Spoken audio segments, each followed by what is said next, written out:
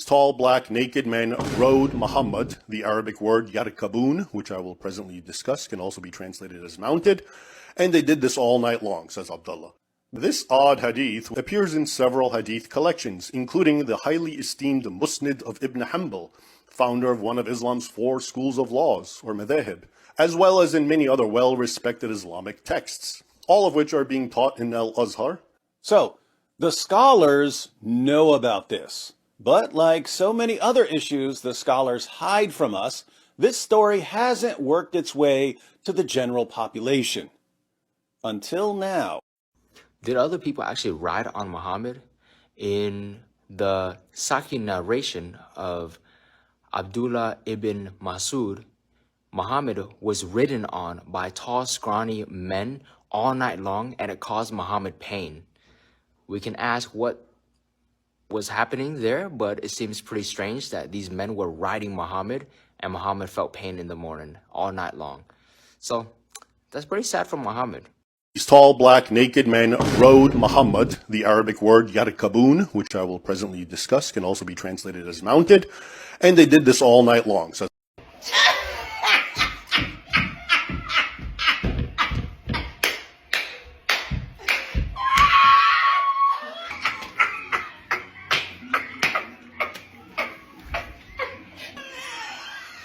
Abdullah. This odd hadith appears in several hadith collections, including the highly esteemed Musnad of Ibn Hanbal, founder of one of Islam's 4 schools of laws, or madhahib, as well as in many other well-respected Islamic texts, all of which are being taught in Al-Azhar.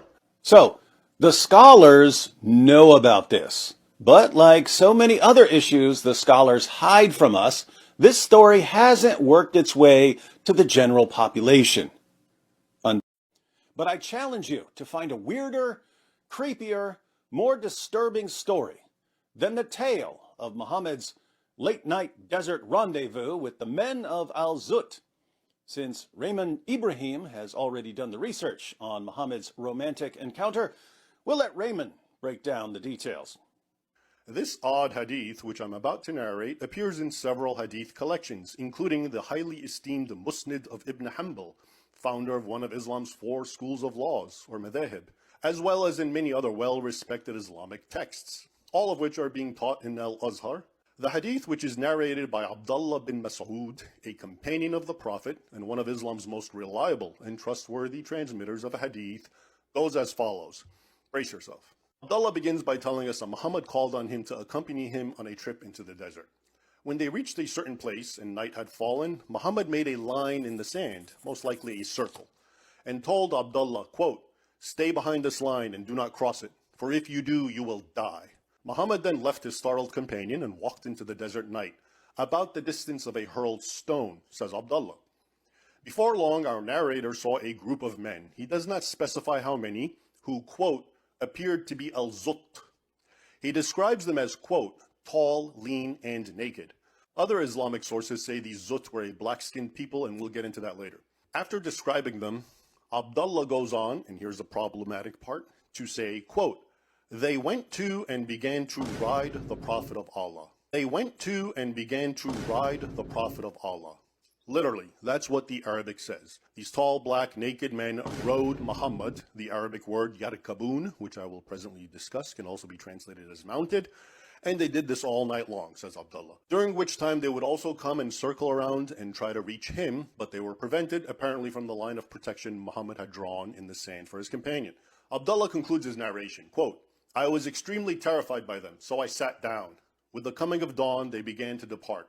Then the Prophet of Allah returned, slowly and in pain, from that which they did while riding him." According to another narration found in several Islamic texts, including Akhbar Mecca by Al-Fakahi, Muhammad complained to Abdullah that, quote, "They wounded me all night long," at which point the Prophet proceeds to lay his head and fall asleep in Abdullah's lap. Are these Al-Zutt, these naked men who rode Muhammad all night long?